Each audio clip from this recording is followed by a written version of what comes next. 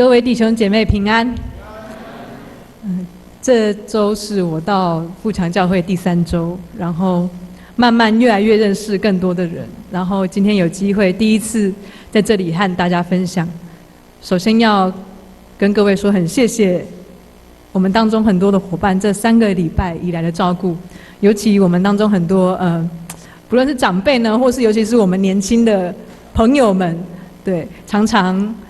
在这2、3周的时间会跟我说哪里有好吃的，或是要带我去哪里走走，对，都让我觉得比较快适应台南的生活。所以在这里首先跟大家说声谢谢，让我感觉到这里有家一般的温暖。那在今天的分享开始前呢，我们就先一起低头来祷告。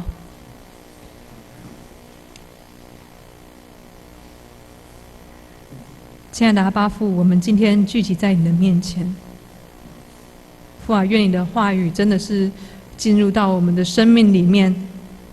成为我们生命的光，来照亮我们每日的生活、每日的路途。主啊，愿你柔软我们的心，柔软我们的耳，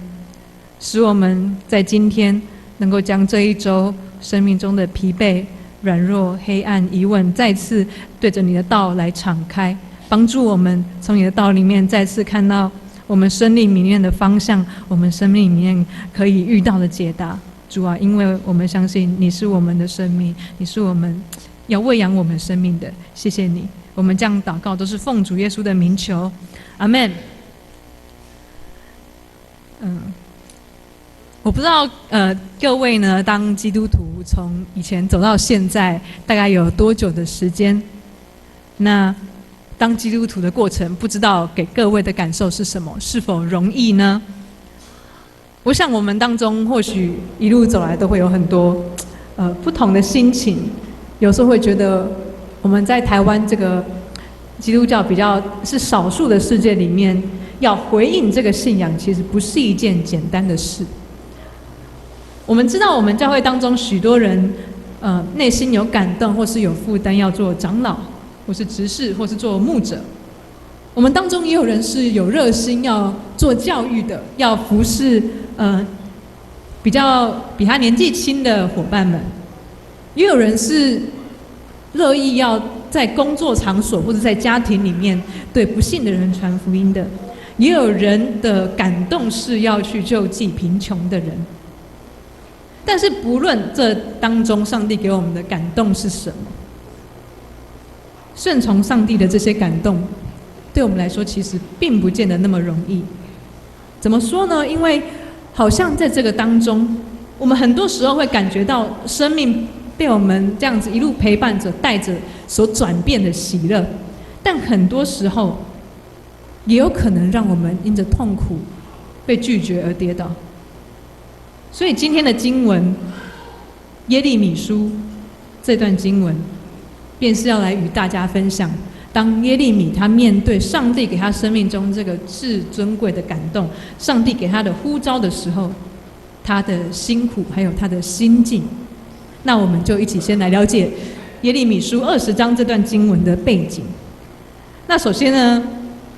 我们知道耶利米是南国的先知还是北国的先知？觉得是北国的请举手。1/2嘛，好，觉得是南国的，有人举，不错不错。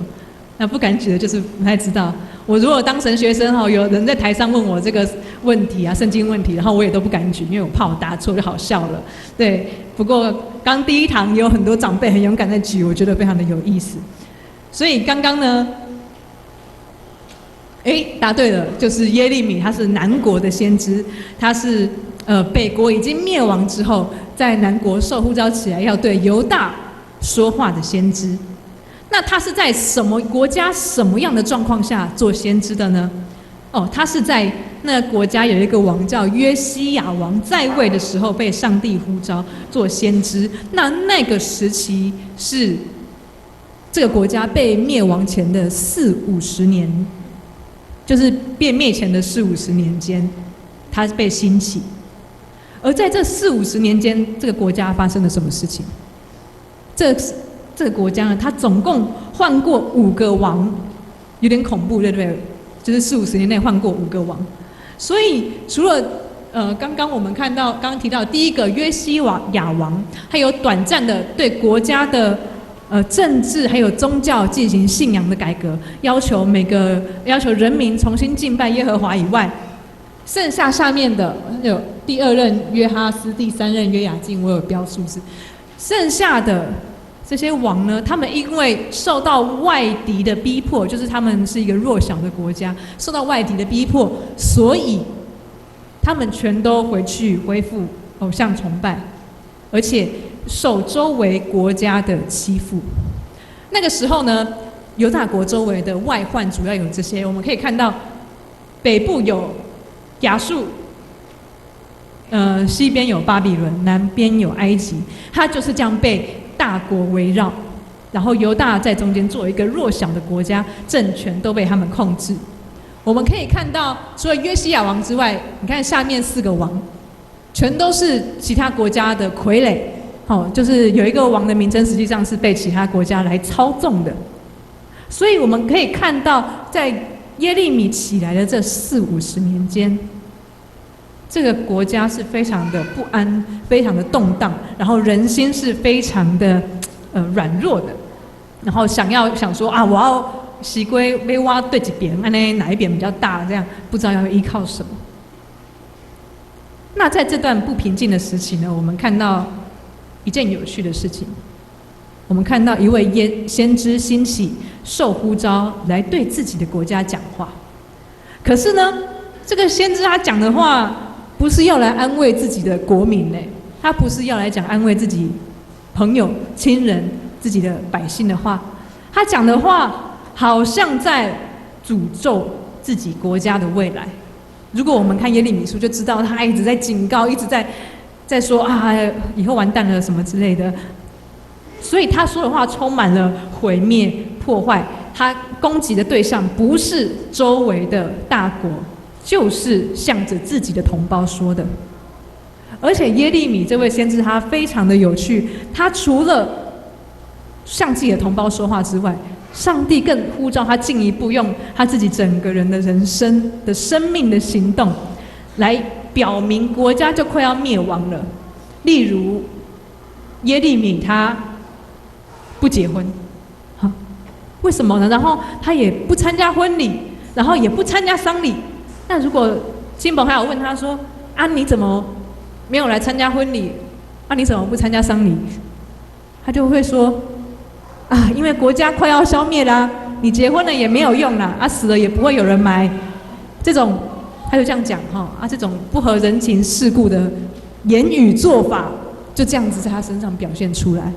所以我们可以想象这个东西带给他多大的压力，带给他多少的侮辱、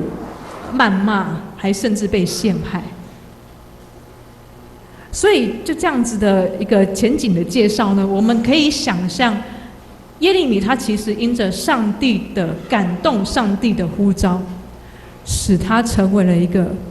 完全孤单的人。我们可以想象他一个单身的男子在外头整日宣讲上帝的话，被所有的人骂，回到家之后，他的爸爸、他的兄弟也等着要出卖他，因为想说这个家人怎么这样，就是一直讲这些歪七扭八的鬼道理。他没有妻子的陪伴，也没有小孩的安慰，这些都是因为上帝的呼召，让他的一生充满了孤独和寂寞。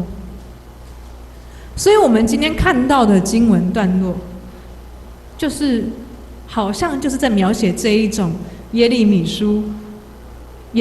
他这种绝望的心境。我们如果从19章看过来，就知道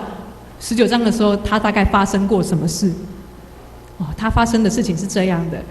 耶利米他原来之前被上帝呼召要在那个全国的圣殿面前来指责你们这个国家都在崇拜偶像，然后要预言上帝要打破犹大国，所以就被管圣殿的那个祭司巴施户尔抓起来打，然后关了一夜。然后被关起来还不要紧，既然耶利米还受感动，还说啊，你这个大祭司，你不应该叫大巴施户尔，你应该叫做四围恐惧，视为惊慌，还擅自给人家改名，就是被处罚了，那个嘴巴还是一样听起来很坏。哇，我们看到会觉得太惊人了，怎么上帝会这样极端的使用一个人？我们可以发现，其实现在正经历四为恐慌、四为恐怖的，事实上是耶利米他自己。耶利米他被人关，他自己才是非常惶惶不安的人。所以我们在今天经文第8节的部分，我们可以看到有暴力和毁灭，他每日这样说，可是最首先受到暴力、最首先被毁灭的就是耶利米他这个人，他自己的心、他自己的情感、他自己的生命。所以我们在经文中，我们可以看到，我们感觉到耶利米在这首诗里面，他说他自己被上帝欺骗了，他是被上帝引诱、被迫害。他说：“上帝啊，你比我有力量，你赢过我了。”上帝的话没有带给耶利米任何的安全，却使他跌倒。他因为耶和华的话、上帝的呼召，使他受到同胞的攻击。他呼吁他的同胞、他的伙伴们要悔改，不过他的朋友们却反而用他讲的话来攻击他、耻笑他、陷害他。耶和华的话终日成为了耶利米的凌辱。每次宣讲，换来的不是朋友们的悔改，却是一次一次被拒绝，一次一次被伤害。所以我们看到，不论在外在环境或是内心，耶利米他宣讲上帝的话，却使他陷入极深的黑暗还有困境。我不知道我们在读这首诗的时候，会不会开始感觉到一种不安？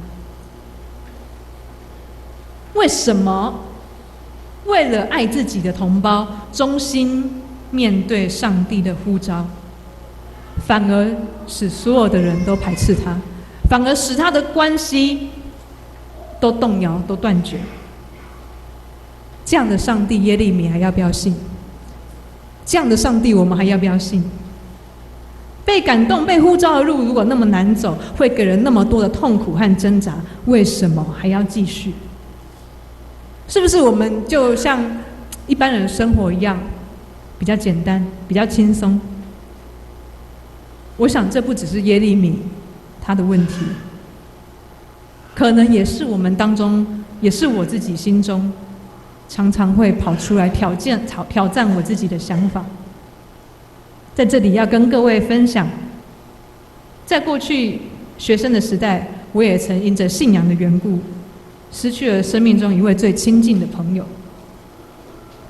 我和那位最亲近的朋友呢，是从高中到大学整整5、6年，一个非常交心的女性的朋友。我们的友谊是我心中极大的快乐，还有安慰。我和她除了个性很合之外，还因为能够对彼此诚实、对彼此袒露，而能够非常深的交心。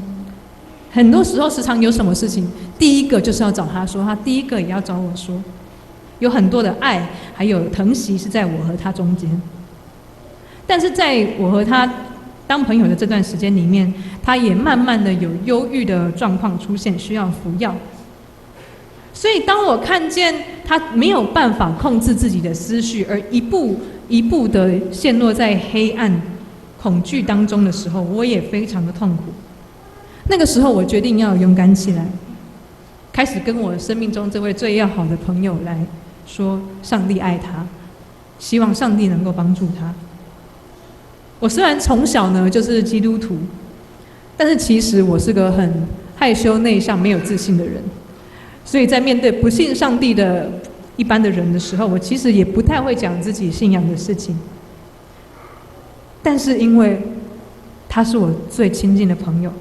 他又在极深的黑暗中，所以我就开始决定要慢慢跟他分享信仰，希望认识上帝能够把他从绝望中拉出来。我记得那个时候好几个晚上，他电话打给我，一接起来就说：“我要跟你说，雅茹，你明天可能不会看到我了。”因为他想要死。好几个晚上就这样这种开场白打给我，我也不知道怎么办。我真的很爱惜我这位朋友，但是自从他生病之后，好几次他跟我打电话来跟我说，就是说他明天就要消失。然后我每次听他这样讲的时候，我就一直流泪。我就问他说：“你可不可以再给自己多一点的时间？”然后我就听他讲他想了什么，他感觉到什么，然后看能不能陪他一起祷告。在祷告的时候，我跟他说：“请你不要放弃你自己的生命，因为上帝看你比你看你自己更宝贵。上帝很爱你，之类的。”而我跟他祷告，为他的家人，为他在学校中所受的困境祈祷的时候，他有的时候会流泪，有的时候会告诉我说，他好像真的感觉到上帝与他同在。这样子和他一同流泪祷告，有的时候有灵修的生活，过了一段时间，有一天晚上，我又跟他一起通话，又开始听他讲他的事情。当我在想要怎么回应他的时候，他可能感觉到我又要说什么，他跟我说：“可不可以不要再带他祷告？可不可以不要再讲基督教的东西？”他说这些东西，他想来想去，其实他根本不懂，也不想要信，他觉得很烦，他觉得我这个人怎么一直跟他传教，所以他打算先跟我断绝联络一阵子。他说他自己好好想一想再说。而这个关系的断绝，从那个时候到现在，也一直就没有恢复了。但当我跟他断绝了这段深刻的友谊之后，我辗转开始从我们共同的朋友中间听到他的去向。我听到他开始投入在另外一个信仰的团体，不是基督教的，是比较是 New Age 的东西。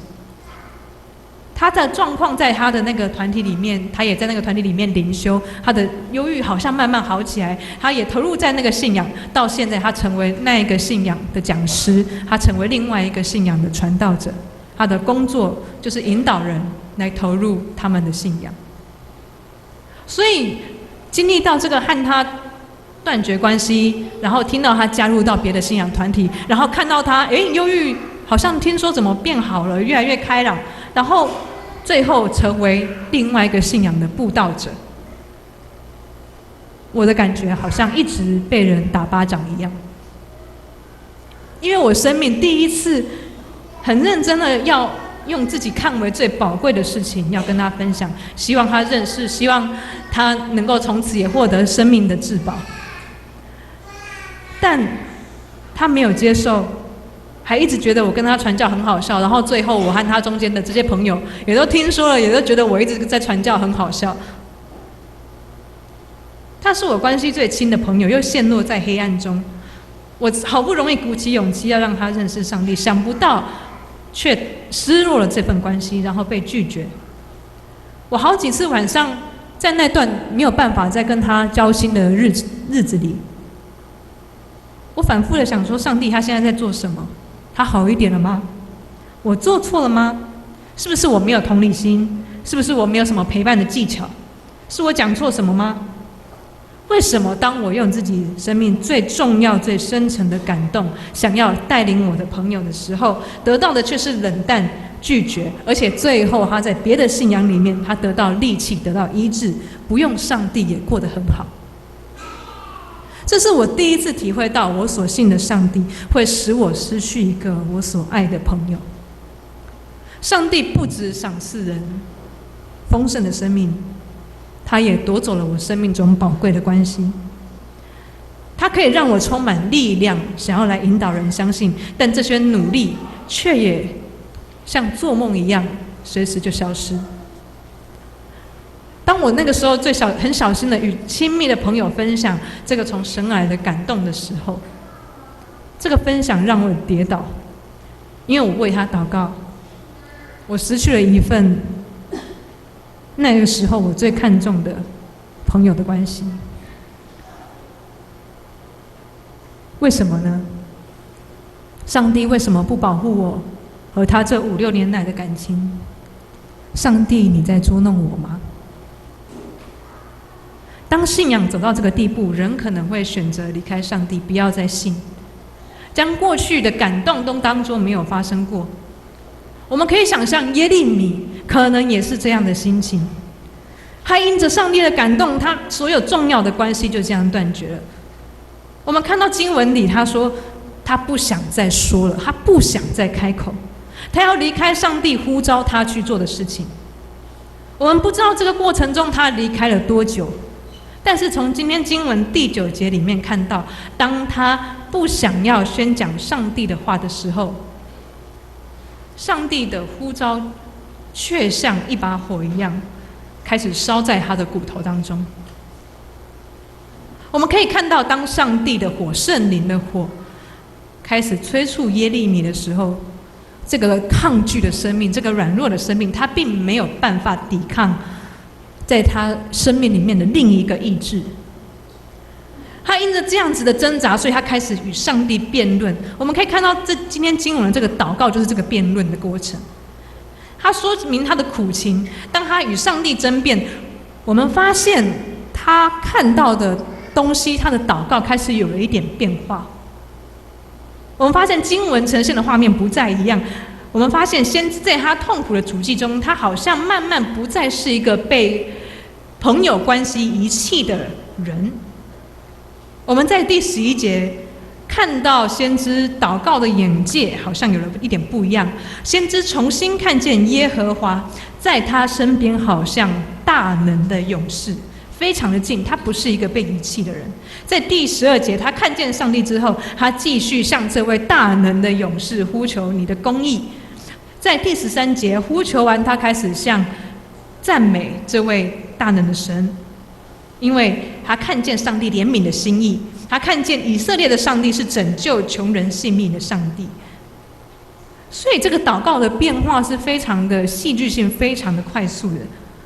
我们如果继续看14节，我们会看到下面的段落里面，耶利米他作为上帝使用的人，他作为上帝使用的器皿，他的痛苦在这个时候其实还没有完全的解决。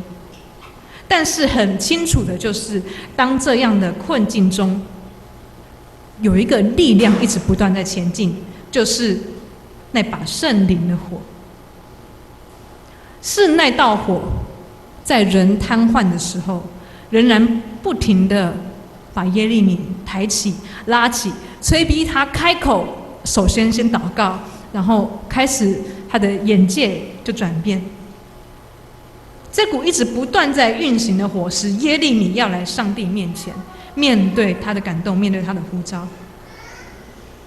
耶利米在辩驳中知道，他所讲的不再是出于他自己的意念，他自己的感觉，他自己的心境是我不要再做了。但是我们可以看到另外一个对立的意志是，上帝希望他继续做，他需要人继续对这个国家说话，需要人继续表达上帝对这个国家的爱、的怜悯、的警告、的呼吁，因为他爱这个国家，他爱这个国里面的每一个人。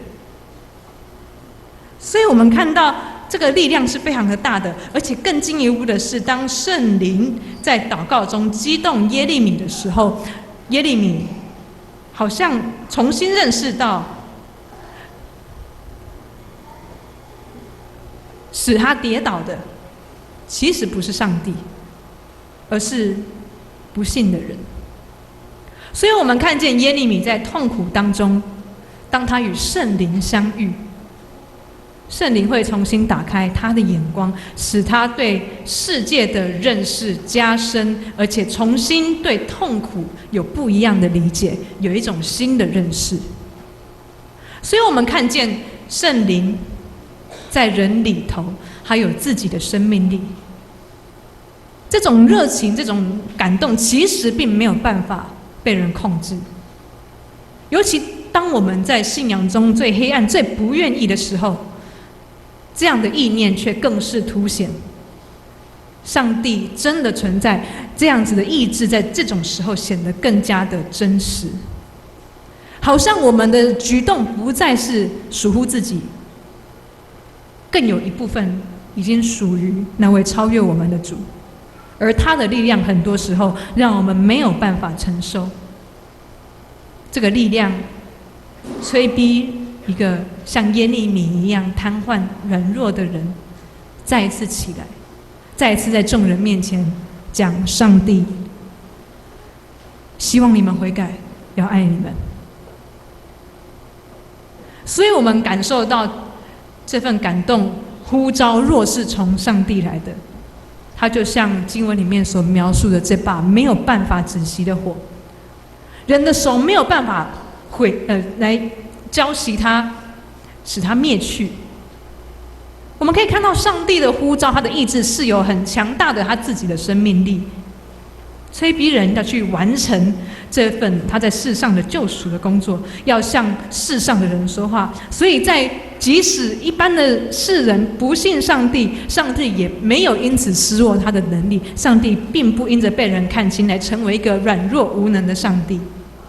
他的作为反而在的使人认识到这个神是真的，他在人的生命里面是有主权的。这个主权让人明白，信仰不是一种个人热情的决定而已。就当我们不愿意抗拒的时候，上帝他的工作很多时候并不随人的意念摇动，因而在我们心里有巨大的挣扎。这是上帝真实已经居住在我们生命里面的记号。他在我们的生命里面，一方面正落实着他的意志，借着他自己的信实，他一直在我们的生命里面工作，并且要借着我们在这个世上工作，他并不停止他的作为。所以今天分享的经节，我看的时候，我想的时候，我第一次知道，人如果接受上帝，他的生命里面原来就会有另外一种主权，另外一种生命出现。这个主权他有自己的意志，有自己的意念。当过去那位重要的朋友离开我的时候，那个时候我一度不想再相信基督教，我就转头去追求其他的信仰。我开始去学习佛教的一些东西，也开始接触民间信仰。在离开上帝的期间，我想要学习新的价值观，我想说我是不是从小在教会被洗脑，所以才会这样。但我一面想要放手的时候，一面又因为痛苦，所以不时在上帝面前跟上帝摔跤。那个时候我一直求上帝，你让我离开，我不要再做你的儿女。在这段信仰破碎的期间，这样的交集的状态里面，很多时候上帝没有给我直接而明确的答案。我不曾经历过任何的神迹异象，也没有做过异梦或听过任何声音。只是我慢慢在每次的争辩中感受到，就好像耶利米这边讲的状况一样，原来心中还是有那一把一直在烧的火。我发现上帝我放在人心中那种对他的热情，其实不是人说不要就不要的，其实并没有办法停止。当我因着这段关系的断绝而感受到信仰非常的可笑，非常的荒谬，心中非常破碎的时候，后来越来越明白，只有开口与上帝争辩，可以帮助我重新感受到生命的动力。当我进入到其他的宗教信仰，想要离开上帝，停止祷告的时候，我其实离开了我自己。只有当我再次开口跟上帝说话，我才感觉到那个生命的对话重新回到我的里面。所以当看到这段经文里面说到耶利米骨头内烧着的那一把火，我才明白，其实不是人要选择站在上帝那边，是上帝早就已经选择人，而且居住在人的里面，好像那一把烧着的火，成为信他的人的一个新的生命，他生命里面一个崭新的热情。那时我才体会到自己的生命已经属于耶和华。当我离开上帝，我就是远离了自己的生命。我若是不再与心中那把被上帝点燃的火对话，我就像身体没有了灵魂一样，成为一个虚空的躯壳。所以各位兄弟姐妹，上帝的感动，上帝的呼召，像经文向我们描述的画面一样，是在我们心中那把在烧的火，它一直在烧。但很多时候我们在顺境或是在平日的时候，我们不太常意识到它，我们不太认识它，我们把它当作我们一般信仰人的激情或热情。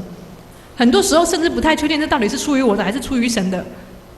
甚至被质疑的时候也没有办法说清楚。但是当人开始为着我们的信仰来受苦的时候，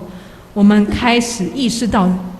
这份热情原来不是从自己来的，却是上帝放在我们里面的。当我们因着这份信仰开始受苦的时候，圣灵清楚地邀请我们再一次看见我们生命已经有另外一个主权彰显。今天我们生命的主权属于谁呢？受上帝感动的人，受呼召的人，为什么受苦？为什么在自己的服事上有许多的绊跌？我没有办法有答案。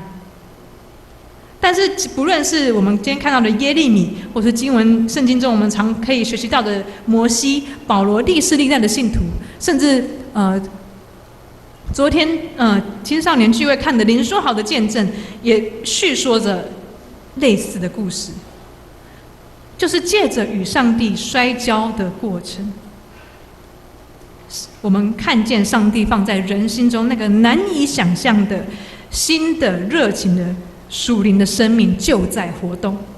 引导人进入对上帝更深的认识以及更深的信靠里面。从今天的经文，我再一次邀请各位再次面对生命被上帝感动的那个呼召里面的黑暗。那个地方，我们的信带给我们极大的喜乐，但也带给我们极深的痛苦。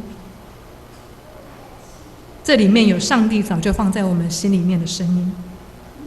如同在谷中烧着的火一样。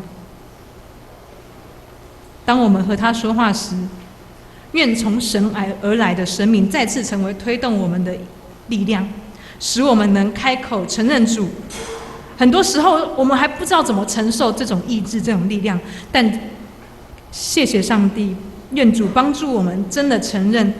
原来他已经早就住在我们的生命里面，并拥有一部分的主权。他时时用他的意念光照人，等待人来与他对话，正如烧着的火一样，我们想忽视都没有办法忽视。我们今天愿不愿意一起来为自己在为上帝侍奉、被上帝祷告的那个地方祷告？在那个地方可能会有许多的黑暗，或许有许多的困惑，甚至我们会受到环境的挑战。我们一起低头，先为自己这个部分来向上帝做一点祷告。